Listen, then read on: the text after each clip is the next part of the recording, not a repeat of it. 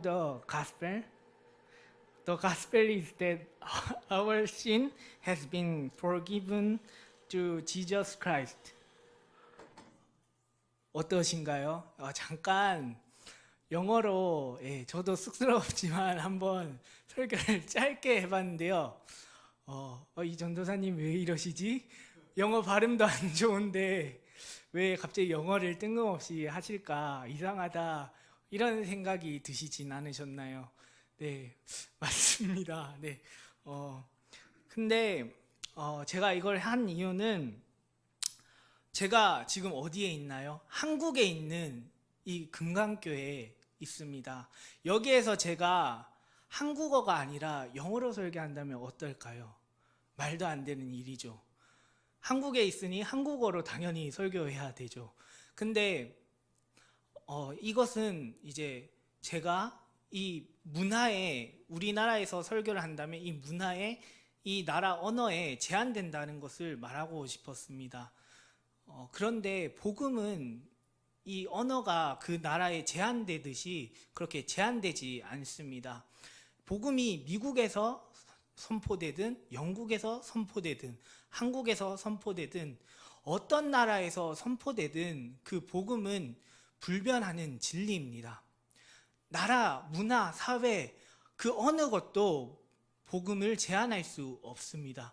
복음은 그것을 뛰어넘어서 불변하는 진리입니다.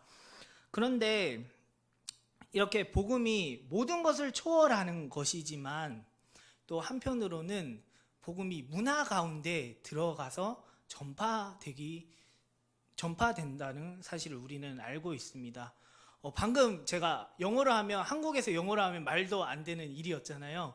그렇듯이 한국에서는 한국말로 복음을 전파하고 영어권에서는 영어로, 불어권에서는 불어로 복음을 전파하는 것처럼 복음은 그 나라의 그 문화와 사회에 들어가서 거기에 속해서 전해집니다. 우리는 만약에 우리가 기도를 한다면 하나님께서 무엇으로 응답하실까요? 영어로 응답하실까요? 불어로? 아니요. 한국어로 응답하십니다. 이것을 보면 복음이 그 언어, 그 나라와 문화를 초월하지만 그 속에 들어간다는 걸 명백히 알 수 있고, 또 한편으로는 이 사실이, 이 복음이 문화에 영향을 받는다는 사실을 알 수 있습니다. 마치 제가 고등학교 때 처음 예수님을 믿게 되었는데, 우리나라 유교 사상이 있잖아요. 그 유교 사상은 제사를 지내죠. 우리나라 사람들이 제사를 너무나 당연하게 여깁니다. 그 제 집도 마찬가지로 설, 추석이 되면 항상 제사를 지냈고, 저는 예수님에 대하여 듣고 진짜 나의 죄를 위해서 죽으셨구나 라는 것을 믿게 되었지만, 그 당시 성경을 몰랐고 또 배우지 않아서 처음에는 이 제사가 잘못됐다는 사실을 알지 못했습니다. 그래서 제사를 지내고 이랬지만은 나중에 하나님께서 이 제사 지내는 것은 우상을 섬기는 거다 라는 것을 듣고 이것은 잘못되었구나 라는 사실을 알게 되었습니다. 그리고 이것을 하면 안 된다라고 생각을 하고 안 하려 했지만은 집안의 모든 사람들이 제사 지내는 게 너무나 당연하다 보니 제가 이걸 거부했을 때 어떤 일이 일어날지 두려운 마음에 쉽사리 결단하지 못하다가 하나님께서 또 마음을 주셔서 그것을 결단하고 이 제사를 끊게 되었는데요. 이렇듯이 이 복음이 저에게 들어왔지만 저는 그 문화에 영향을 받는다는 사실을 우리는 알고 있습니다. 그리고 이것을 깨닫고 결단하고 내가 점점 변화되어져 가고 성화되면 좋은데, 이 주변의 상황이 결코 만만치 않습니다. 믿지 않는 사람들이 너무나 많고 이단이 팽개치며 자꾸 저에게 이것은 아니다, 이것은 틀렸다, 이것이 맞다 라고 자꾸 유혹하며 저를 넘어가게 하려 합니다. 이런 상황은 어느 나라에서든 어느 교회에서든 다 마찬가지입니다. 요한계시록에 나오는 라오디게아 교회를 생각하면 이 라오디게아는 부자 동네였습니다. 너무나 부해서 얼마나 부자냐 하면 이 도시가 폭삭 망했는데 어느 나라 어느 지역의 도움 없이도 자기네 힘으로도 다시 도시를 일으킬 수 있을 정도로 부자였습니다. 그래서 이 지역 사람들이 이만큼 부자이다 보니 신앙생활도 너무 넉넉하게 그냥 여유롭게 뜨뜻미지근하게 신앙생활을 했습니다. 그래서 요한계시록 4장 15절과 17절을 보면 15절에서는 내가 내 행위를 아노니 내가 차지도 아니하고 뜨겁지도 아니하도다 라고 말씀하시고 17절에서 내가 말하기를 나는 부자라 부유하고 부족한 것이 없다 하나 내 공고한 것과 가련한 것과 가난한 것과 눈먼 것과 벌거벗은 것을 알지 못하는도다 라고 하며 하나님께서는 이 라오디아 교회를 책망하고 있습니다. 이렇게 어느 지역에 사는가에 따라 그 사회와 문화의 영향을 받고 그에 따라 신앙생활을 하게 됩니다. 이렇듯 골로새 교회도 마찬가지인 상황이었습니다. 골로새는 소아시아에 있는 도시로 에베소와 가까운 지역이었고 또 그 주변에 히에라볼리 라오디아가 있었습니다. 이 지역에는 이제 부르기아 원주민들이 있었는데요. 다시 말해 골로새 교회에 부르기아 원주민들이 살았다는 말입니다. 그리고 이 골로새는 그리스가 지배할 때 그리스 사람들이 많이 이주해 왔고 또 안티오쿠스 3세가 메소포타미아와 바벨론을 점령했을 때 그곳에 살던 유대인 2,000명을 이곳으로 이주해 왔습니다. 그래서 아까 말씀드렸던 히에라볼리, 라오디게아, 골로새 이 세 지역에 사는 유대인들 수가 11,000명의 정도에 달한다고 하는데 이만큼 유대인들도 정말 많이 살았습니다. 그리고 이 지역이 무역이 활발한 도시였습니다. 이 길을 보면 무역로에 해당하는 그 길이 골로새를 지나가고 있어서 이제 사람들이 많이 왔고 많은 문화를 가지고 왔습니다. 그래서 이 골로새 사람들은 이 문화를 많이 접하게 되고 자꾸만 짬뽕되고 그런 모습을 보게 됩니다. 아까 말씀드렸듯이 그래서 부르기아 원주민들은 토속 신앙이 있었는데요.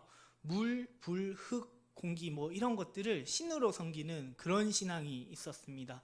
그리고 그리스 사람들은 헬라 문화권에 있는 사람들이었기 때문에 종교적 철학을 가지고 영은 거룩하고 우리가 가진 이 육신은 천박한 것으로 여기는 그런 생각을 가지고 있었습니다. 또 유대인들이 가지고 있었던 건 뭘까요? 당연히 율법주의겠죠.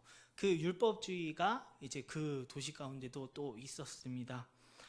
이런 지역적 특징으로 인해서 이 세 가지 사상들이 또 혼합되기도 하고 섞이기도 하고 자꾸만 이 사상들이 팽배하니까 골로새 사람들은 복음을 듣고 이렇게 믿게 되었지만 자꾸 영향을 받게 되는 겁니다.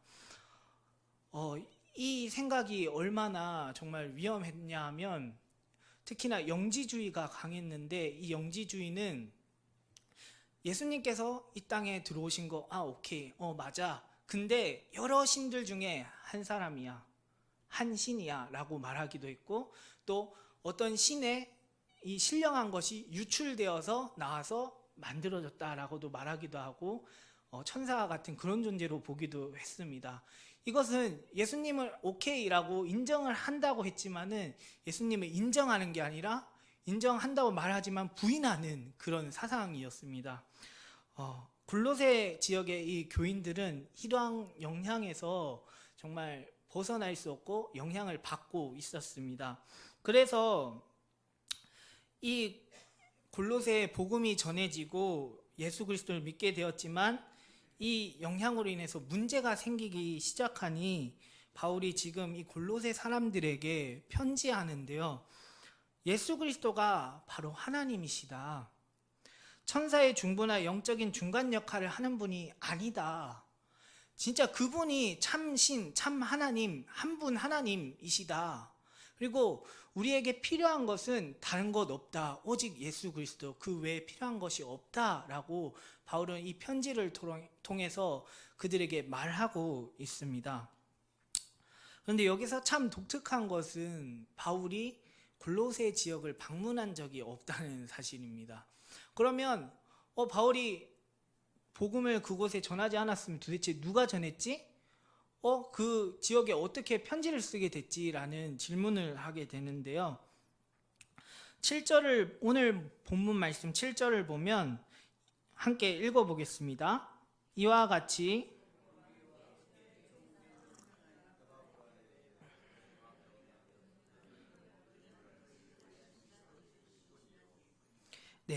우리와 함께 종된 사랑하는 에바브라에게 너희가 배웠나니? 라고 하고 있습니다. 에바브라가 바울이 에베소에서 사역할 때, 두란노에서 사역할 때 아시아 사람들이 그곳에 모여 있었는데 그 중에 한 사람이 에바브라였고, 에바브라가 그 복음을 듣고 골로새로 와서 복음을 전했습니다. 그리고 이곳에는 빌립보, 아키포, 오네시모 이런 교인들이 대표적으로 있었는데요. 이들이 모여서 이제 골로새 교회를 이루었습니다. 그러나 아까 앞서 말했듯이 자꾸만 그런 영향에 이끌려 자꾸 혼란스러워지고 복음을 흐려지고 이러다 보니 에바브라가 지금 감옥에 갇혀 있는 바울에게 가서 골로새를 위하여 편지를 써달라 해서 이렇게 쓰게 된 것입니다. 그리고 이제 오늘 본문 이 1절에서 8절이 바울이 그 서론을 쓰고 있는데요. 바울은 먼저 골로새 교회에 자기 자신을 소개하고 있는데 자신을 하나님의 뜻으로 말미암아 그리스도 예수의 사도된 바울이라고 소개하고 있습니다. 바울은 자신의 신원을 보장해주고 자신의 가르침과 에바브라의 가르침이 옳다라고 증명할 수 있는 어떤 자기를 드러낼 만한 것들이 엄청 많았습니다. 빌립보서 3장 5절을 보면 나는 8일 만에 할례를 받고 이스라엘 족속이요 베냐민 지파요 히브리인 중에 히브리인이요 율법으로 바리새인이요 라고 말하고 있습니다. 또 사도행전을 보면 가말리엘 문화에서 엄한 율법을 배웠고 또 자신은 로마인이라고 합니다. 바울은 이렇게 편지를 쓸 때 나는 이런 사람이야 라고 말할 것이 정말 많았는데 지금 그런 것들을 말하고 있지 않고 단순하게 하나님의 뜻으로 말미암아 예수 그리스도의 사도된 바울이라고 정말 간단하게 소개하고 있습니다. 근데 만약 우리라면 어떻게 했을까요? 당연히 나는 어떤 학교 출신이야, 나는 누구에게 배웠어, 나는 자격증이 몇 개고 누구에게 인정받은 사람이야, 그렇기에 내가 너희에게 편지를 쓰고 말을 한다면 이것은 신빙성이 있는 말이고 너희가 믿을 수 있는 그런 말이야 라고 말하지 않았을까 생각하게 됩니다. 그런데 바울은 그렇게 하지 않고 단순히 하나님의 뜻으로 말미암아 예수 그리스도의 사도된 바울이라고 합니다. 왜 바울은 이렇게 딱 한 줄로 짧게 말하고 있는 것일까요? 자신이 전한 복음, 골로새가 받아들인 그 복음은 하나님으로부터 난 것이기 때문입니다. 복음은 하나님께서 우리를 사랑하셔서 행하신 일인 거지 사람들이 만들어내서 이야기거리를 만들어낸 것이 아닙니다. 그렇기 때문에 어떤 스펙을 가지고 난 이런 사람이야 라고 할 필요가 전혀 없고 그것은 근거가 될 수 없는 일입니다. 바울은 분명히 복음이 누구로부터 온 것이 분명하게 기억하고 말한 것입니다.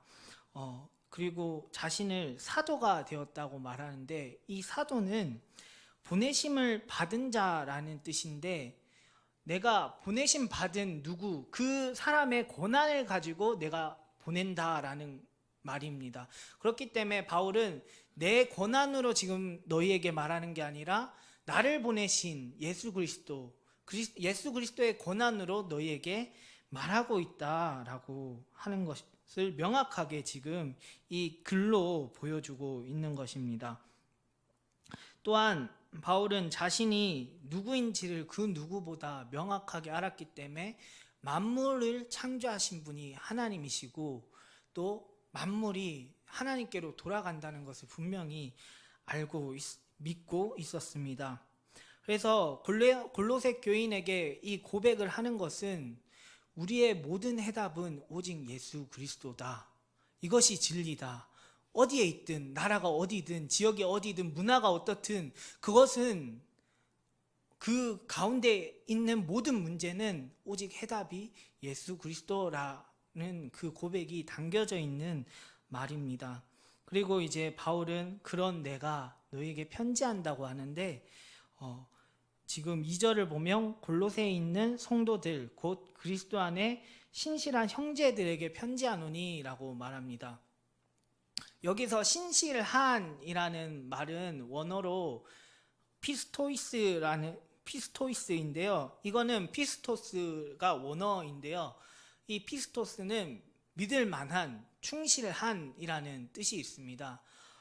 즉 바울은 지금 골로새에 있는 신실한 교인들, 이 혼란스러운 영향을 자꾸만 받지만은 오직 예수 그리스도가 우리를 위해 십자가에 죽으셨고 우리가 그 죄의 사함을 받았다. 믿음으로 말미암아 죄 사함을 받았고 우리는 하나님과 교제를 할 수 있게 되었다. 이것을 믿는 그 골로새 교인들에게 편지하고 있다는 말입니다. 그래서 바울은 그들에게 편지하는데 먼저 3절에서 고백하는 것이 있어요. 우리 함께 한번 읽어보겠습니다. 우리가 너희를 위하여 기도할 때마다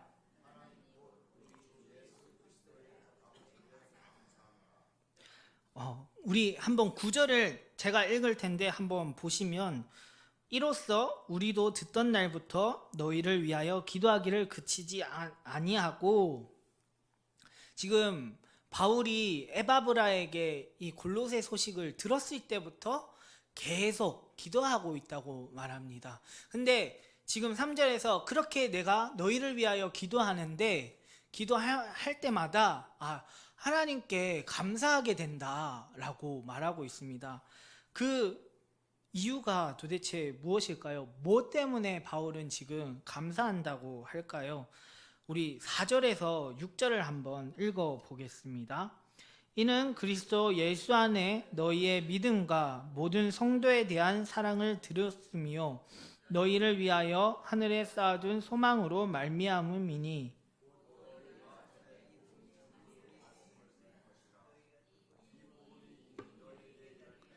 너희가 듣고 참으로 하나님의 은혜를 깨달은 날부터 너희 중에서와 같이 또한 온 천하에서도 열매를 맺어 자라는 도다.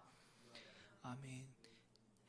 자, 에바브라가 이제 골로새에 복음을 들고 왔고 복음을 전했습니다. 그때 골로새 사람들은 예수 그리스도가 나의 죄로 인하여 십자가에 못 박혀 죽으셨구나. 나는 죄인인데 그 어떤 것도 나의 죄를 사할 수 있는 게 없구나. 오직 예수 그리스도 뿐이구나.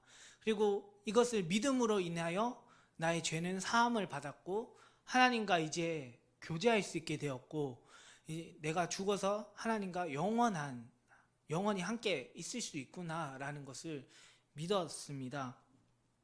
그리고 이것을 들었을 때 이제 깨닫게 되었고 믿게 되었고, 이것을 믿다 보니 또 우리가 성도의 사랑을 실천하게 되었다는 것입니다. 그들이 이 정말 죄를 사함받고 내가 하나님과 교제할 수 있다는 이 소망으로 인해서 믿음이 생겨나고 소망이 있으니까 또 성도 간의 사랑을 실천하고 그런 모습과 또 열매를 맺는 모습을 보니 내가 진짜 기도하는데 감사할 수밖에 없더라 라고 말합니다. 오늘날 살아가는 성도 여러분, 골로새 교회가 이런 믿음이 있었습니다. 정말 예수 그리스도께서 나를 위해 죽으셨다는 그 소망, 내가 죄사함을 받고 하나님과 교제할 수 있다는 그 소망으로 인하여 또 믿음을 생겼고 그 혼란스러운 가운데에서도 굳건히 지켰습니다. 우리도 세상에 나아가서 살아가다 보면 참 많은 사람들이 그리스도를 부인하고 있고, 아니야, 그것은 틀렸어. 인간의 생각으로는 전혀 합리적이지 않아. 그렇기 때문에 아니야 라고 말하며 사람들은 각각 다 여러 가지 생각을 가지고 자신의 생각이 옳다고 말하고 있습니다. 세상만 그런가요? 세상에 보면 또 이단들이 너무나 팽배치고 있습니다. 특히나 신천지가 유독 더 이렇게 나와서 자꾸 혼란스럽게 하는데요. 최근에 금남시장에서도 자꾸 이렇게 자신들이 맞다라고 하며 전도하는 모습을 보았습니다. 그들은 성경을 바르게 해석하지 못하고 예수 그리스도를 부인하고 있는데 자신이 옳다 말하고 있으며 기존 교회는 잘못됐다. 또 교회에 들어와서 자꾸 교인들을 속이며 끌어가고 있습니다. 우리 또한 이런 상황 가운데 있는데 우리가 이 가운데에서 이 그리스도로 인한 그 소망을 붙들며 이 말씀 붙들고 믿음을 굳게 지킬 수 있는 우리 교회가 되기를 소원합니다. 바울은 또한 이 감사의 이유가 믿음을 가지고 있을 뿐만 아니라 사랑의 행위가, 성도 간의 사랑이 보인다. 그것 때문에 나는 너희에게 감사한다 라고 합니다. 이 사랑 또한 소망으로 인한 사랑입니다. 모든 성도들은 인생에 있어서 가장 중요한 부분을 함께하는 사람들입니다. 같은 믿음을 가졌고 함께 영원한 생명을 얻었고 또 함께 천국 백성이 되어서 하나님을 아버지로 모시는 형제요 자매입니다. 같은 가치관을 가지고 같은 목표를 향해 정말 함께 손잡고 달려나가는 동행하는 사람들, 바로 동역자입니다. 이런 교회 안의 성도들이 서로 사랑한다는 것은 당연한 모습입니다. 그래서 골로새 교회는 성도들 간에 사랑하는 모습이 보였는데 사실 오늘 말씀에는 골로새 교회가 정확히 어떤 성도 간의 사랑을 실천했는지는 알 수 없습니다. 그러나 우리는 성경을 통해 또 예수 그리스도의 삶을 통해 알 수 있는데요. 하나님께서 우리를 사랑하셔서 이 땅에 예수 그리스도를 보내주셨고 그 예수님께서는 가난한 자, 억눌린 자, 갇힌 자, 병든 자, 과부 이런 사람들을 다 돌보았습니다. 그리고 살아가면서 이 제자들을 섬기기도 하고 많은 사람들을 섬기며 그 섬기는 삶을 보여주셨습니다. 또한 사도행전의 2장과 5장에 보면 초대교회 사람들은 자신의 소유를 팔아 이 필요한 사람들에게 나누어 주기도 하였고요. 데살로니가 교회는 복음 전파되는데 더욱더 힘쓰기 위해서 바울의 사역을 계속 잘 할 수 있도록 또 돈을 지원해 주기도 하였습니다. 우리는 이렇게 성경 가운데 많은 사람들이 헌신을 하며 서로 섬기는 모습들을 보게 됩니다. 하나님의 사랑을 받은 자들은 하나님을 사랑할 수밖에 없고 이웃을 사랑할 수밖에 없기 때문입니다. 이것은 우리가 복음을 믿는다면 당연히 가지게 되는 모습이고 세상은 전혀 진짜 이해할 수 없고 정말 납득되지 않는 모습이지만 하나님 안에서 가족이 된 우리는 너무나 당연한 모습입니다. 이러한 모습은 정말 복음을 듣고 믿고 깨닫게 되었을 때 맺히는 열매들입니다. 예수 그리스도의 십자가 사랑과 구원과 함께 하시며 우리에게 부어주시는 그 은혜를 깨닫게 될 때 정말 맺히는 열매입니다. 다시 말해 이 열매는 복음을 깨닫지 못한다면 맺을 수 없다는 말입니다. 이게 무슨 말이냐? 제가 이제 한 이야기를 보게 되었는데요. 2009년에 미국에서 일어났던 일입니다. 이것을 영화로 2016년에 나왔었는데 허드슨 강의 기적이라는 영화 제목으로 나왔었는데요. 이게 어떤 일이냐? 설리라는 기장이 있었습니다. 이 기장이 이제 승객들을 태우고 비행기를 이제 운전해서 이제 떴습니다. 근데 떴는데 얼마 되지 않아서 새떼들이 이 비행기와 부딪히게 되고 비행기 엔진들이 다 멈추게 되어서 기장은 빨리 지금 다시 착륙해야 되는 상황이 되었는데요. 이때 정말 고민을 하다가 가까운 항공이 있네 하면서 가려고 했는데 거기로 가려니 빌딩과 부딪혀야 돼서 저긴 안 되겠구나 하면서 이제 어디에 착륙하지 하는 그 시간이 3분이었는데요. 그 3분 동안 고민을 해서 결국 허드슨 강에 착륙하게 되었습니다. 근데 이때 당시 기장을 포함해서 전부 타고 있는 사람이 155명이었는데 단 한 사람도 죽지 않았다고 합니다. 이거는 정말 있을 수 없는 일이라고 하고 정말 기적이라고 말하기 때문에, 그래서 허드슨 강의 기적이라는 제목으로 또 영화도 나왔었는데요. 이 일을 보고 겪은 사람들이 있잖아요. 그러면 그 사람들이 이것을 보고 들었을 때, 겪었을 때 대단하다, 대박이네 라고 반응하는 사람도 있겠고, 또 이때 당시 뉴스로 기장은 저기 안 되는데 하고 여기밖에 없겠다 해서 허드슨 강에 착륙했지만 뉴스 기사로는 다른 항공에 안전하게 착지할 수 있었다고 또 시뮬레이션을 해보니까 되었다라고 합니다. 그래서 그 소식을 들은 사람은 설리가 영웅심리, 자기가 영웅이 되고 싶어서 허드슨 강에 착륙했네 라고 하는 사람도 있을 것입니다. 또 어떤 사람은 설리가 이때 얼마나 두려웠을까, 정말 긴박한 상황인데 진짜 무서웠겠다 하며 이 설리의 심정을 이해하려고 하겠고, 또 그 상황을 생각하며 자세히 알아보며 파악하는 사람이 있었습니다. 우리가 복음을 받았을 때도 마찬가지입니다. 예수 그리스도가 나를 위해 죽으셨다는 이야기를 들었을 때 어떤 사람은 감사하네 하고 끝나는 사람이 있겠고, 또 어떤 사람들은 합리적으로 그건 아니다 라고 하는 사람이 있겠고, 또 어떤 사람은 정말 나를 위해 죽으셨다고? 내가 뭔데? 도대체 내가 뭔데? 라고 반응하며 또 하나님을 더 알아가려고 공부하는 그런 사람들이 있습니다. 하나님 그렇게 찾아보면서 알아볼 때 그 사람은 하나님의 은혜를 깨닫게 될 것입니다. 그러면 그 깨닫게 되었을 때 이제 이 사람에게는 변화가 일어나고 더 앞으로 나아갈 수 있게 됩니다. 이 하나님의 은혜는 단순히 시간이 흘러간다고 깨닫는 것이 아니라는 사실을 우리는 너무나 잘 알고 있습니다. 또 시간이 흘러간다고 해서 우리가 변화되지 않는다는 것을 알고 있습니다. 우리가 정말 시간이 날마다 흘러가고 있는데 우리가 변화되고 더 하나님을 닮은 사람으로서 나아가려면 시간이 흘러가는 동안 더 말씀을 공부하고 묵상하고 자꾸 하나님과 교제하려고 해야 합니다.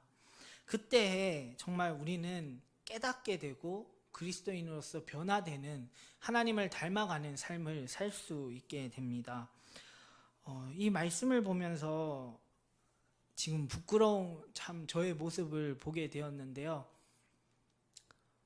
제가 이제 지금 살아가면서 정말 어려운 상황 가운데서도 내가 할 수 있는 최대한의 안정적인 생활을 너무나 하고 싶은 욕구가 제 마음에 있었습니다. 그래서 요새 유튜브에는 참 여러 가지 내용들이, 영상이 너무나 자세하게 많은 정보들이 담겨져 있습니다. 그래서 그 정보들을 찾아보기도 하고 정말 그렇구나 하면서, 근데 내가 실현 가능한가 이런 고민들을 하면서 많은 시간을 보냈습니다. 근데 그렇게 내 안정적인 삶을 위해서 찾아보고 했는데 진짜 진리라고 말하는, 복음이라고 말하는 예수 그리스도께서 나를 위해 죽으신 그 십자가 사건을, 그 사랑을, 나와 함께 하시며 날마다 부어주시는 그 은혜를 내가 알아가려고 난 얼마나 이 말씀을 보았으며 얼마나 그 말씀을 묵상하며 씨름하며 나아갔는가 생각해 보게 되었습니다. 참 그 부끄러운 모습을 이제는 깨닫게 되고 돌이켜서 이제 하나님 앞에 나아가며 하고 있는데요. 우리에게 시간이 흘러갈 때 하나님께 집중하지 못하고 하나님의 말씀에 더욱더 묵상하며 깨닫지 못한다면 아마 저는 이 모습 가운데 계속 변화되지 않고 가만히 있었을 것입니다. 그렇듯이 우리의 모든 삶 각자 다 다르겠지만 그런 모습이 있을 텐데요. 우리가 정말 다른 곳에 목매이는 것이 아니라 하나님의 은혜를 날마다 나와 함께 하시면서 부어주시는 그 은혜를 깨닫기 위해서 더욱더 실험할 수 있는 우리 모든 성도님들, 저와 성도님들이 되기를 간절히 소원합니다. 그래서 더욱더 묵상하면서 나아가서 하나님의 은혜를 깨닫고 또 우리가 변화되어 그리스도인의 삶을 살아가면서 오늘 골로새 교회가 정말 복음이 온 천하의 열매를 맺었다라고 말하고 골로새 교회 가운데 열매를 맺었다고 하는데 우리의 모든 삶 가운데 우리가 있는 자리에서도 열매를 맺고 또 이 교회 가운데에서도 열매를 맺을 수 있는 우리 모든 금강교회 성도님들 되시기를 간절히 소원합니다. 함께 기도하겠습니다.